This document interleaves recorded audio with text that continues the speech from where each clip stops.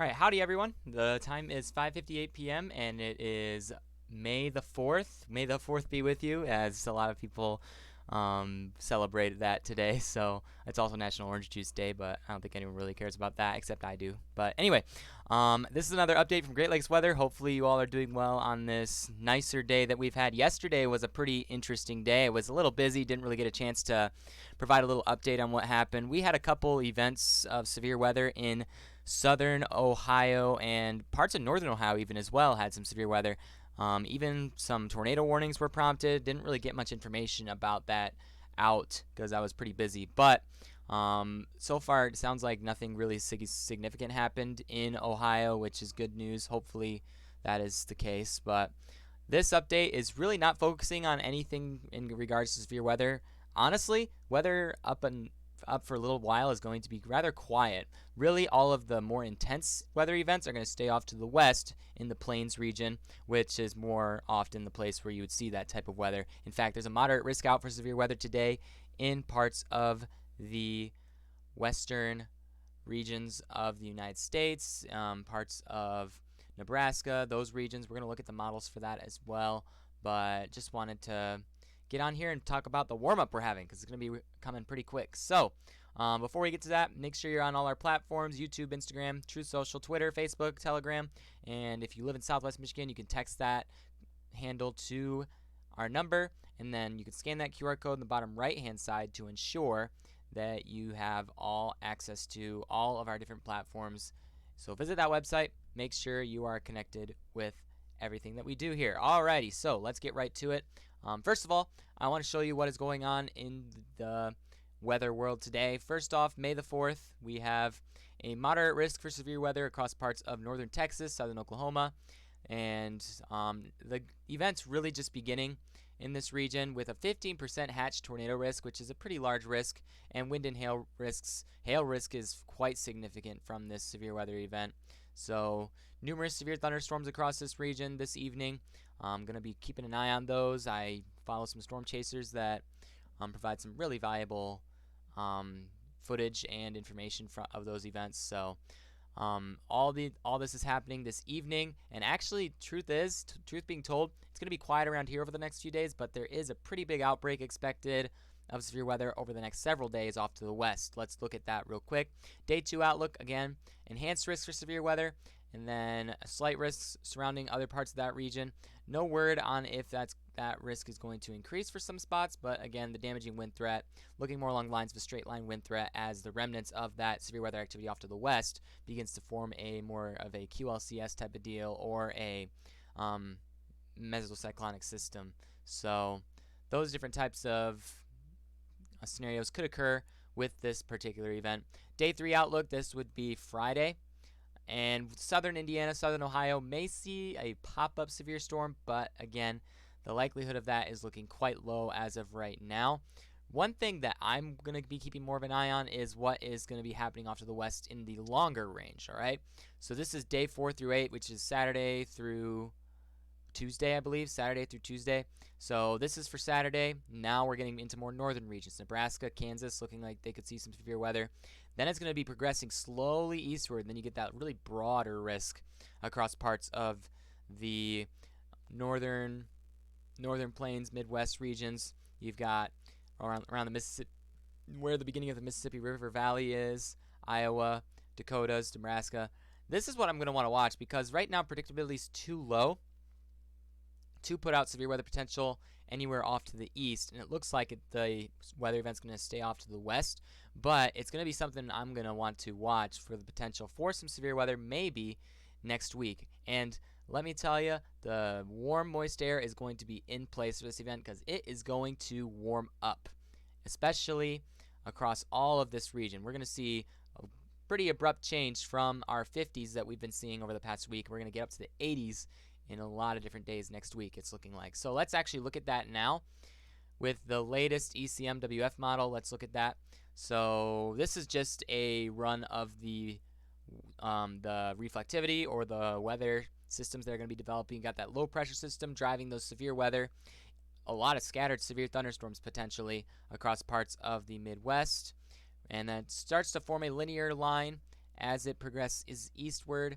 And how this is going to impact our weather is we're going to have the northern part of this system bring in a few showers and thunderstorms into the region on Thursday night into Friday morning. And that rain's going to be with us pretty much throughout the day on Friday, with the potential for development of some showers and thunderstorms across parts of Indiana and Ohio. Again, potential for a little bit of severe weather if you're on the major extreme portions of the southern parts of those states. So severe weather, though, looks like it's likely going to stay more to the south. Behind that, a ridge is going to begin to build in. That's going to bring a lot of warmer air. Look at that ridge building in with all of that, with those isobars really showing that there's kind of a south wind blowing, with that ridge really building up from the Gulf of Mexico. That's going to drive warm, moist air, and that's also what's going to drive the severe weather potential next week in parts of the plains, the Midwest. And really, it looks like right now that severe weather event's going to follow off to the north and east, not really impact the Great Lakes region right now. But it is going to be warm. That is one thing I can definitely say. We're going to be progressing off to the northeast. You've got some, in the longer range models, showing some linear modes of severe weather developing, and then it really gets all mumbled up from there. But again, really watching that longer range model potentially showing some severe weather in parts of the Great Lakes. Again, a lot of variables still waiting to be determined on this particular event. So let's look at the temperatures, how the temperatures are going to be changing as a result of the movement of these air masses. Progressing off to the east, you're going to get 60s tomorrow, 60s Friday, 60s again Saturday, Sunday, Monday. Again, kind of moderate around the 60s with potential for rain on Thursday. And then look at this. Monday, you get a sharp jump in temperatures from that really big ridge. You got temperatures close to 90 in some spots of the plains. So that's really going to drive a lot of stronger weather across that area. And then it starts to make a push towards our area too, with temperatures around 80 near the lake shore of Michigan, and then temperatures in the mid to upper 80s in parts of southern Indiana. Again, that's a lot hotter than we've seen over the past, several months for sure. So we're definitely getting into that warmer season, welcoming in the summer temperatures a little bit early. Now, as we get to the longer range, it kind of looks like it is going to stay moderated around the 70s and the 60s, or 70s and 80s in parts of the Great Lakes region. It doesn't really look like it's going to change too much. So we're going to be welcoming in that really nice summer air that will allow spring to take full shape across the area, which is kind of nice because we've been dealing with this cold weather for quite a long time. So hopefully this is something that you've been hoping to hear. Again, lake temperatures, though, if you ever decide to go to the beach next week, are going to be rather cold still. Keep that in mind. Again, air temperatures above the lake shore, so like right at the surface, is about 48 degrees. Water temperatures are even a little bit colder than that. So you're not really going to want to swim around this on the lake yet. It's still not really good season for that. Your legs will likely go numb if you even put your leg in the water. So keep that in mind, but it still will be a good time to enjoy the sand of the beach next week if you have the time. Let's see if the GFS agrees with this real quick. I'm going to check the temperature readings from that. We're going to progress it forward a little bit. And it's really showing a similar scenario. Next week, we get that buildup of warmer temperatures, and it's showing it, in fact, being a little bit hotter with temperatures in the low 80s in some spots, according to the GFS. And then we're getting into the mid and upper 80s, according to some of the models. I want to pause it here, and I want to take a look at the heat index and see if that's going to be up. So the GFS is putting out mid 80s in parts of the Great Lakes region, even upper 80s in parts of, say, such as Columbus. Let's look at the wind chill and heat index. Heat index is up to 90 in some spots. This is like what you would expect to see during the summertime. So again, GFS putting out some rather impressive models for May 10th with some really warmer air moving into the area. So that may be a positive thing to you. Let's look at Wednesday afternoon as well. During the heat of the day, even warmer in some spots, the 90s once again for the heat index. Again, we're going to have to keep an eye on the forecast for that. The ECMWF model is definitely putting a lower level on that, low 80s, which I think is a more reasonable guess. But mid 80s, upper 80s still for for temperatures on Wednesday, according to the GFS. But again, that could change. We'll see a slight cool down beginning on Thursday and on Friday. And then we'll have to watch for maybe another cold front coming in later next week that could potentially cool our temperatures down back into the 60s, back more normal for this time of year. So that is really the big story, is the heat that's going to be building in next week. Not sure all of the information regarding that.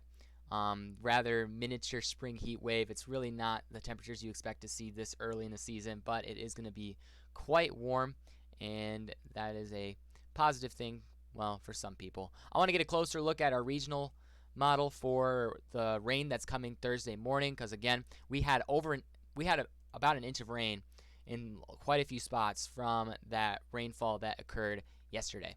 All right, so let's take a look at it real quick. Wednesday, you got that severe weather event going off into the south and west, the moisture being lifted up onto the northern parts of the United States as a result of that. And maybe some thunderstorm development across parts of the southern Indiana by Friday morning. Again, this is when the rain is expected to hit. And then maybe some additional development of some thunderstorms across parts of Ohio Friday afternoon. So that's really the only weather concern we have as of this current time.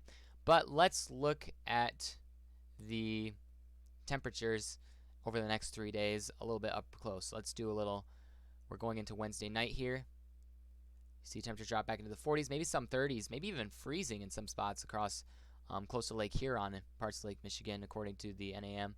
Warming back up into the 60s again. We're going to stay moderated around those temperatures over the next several days.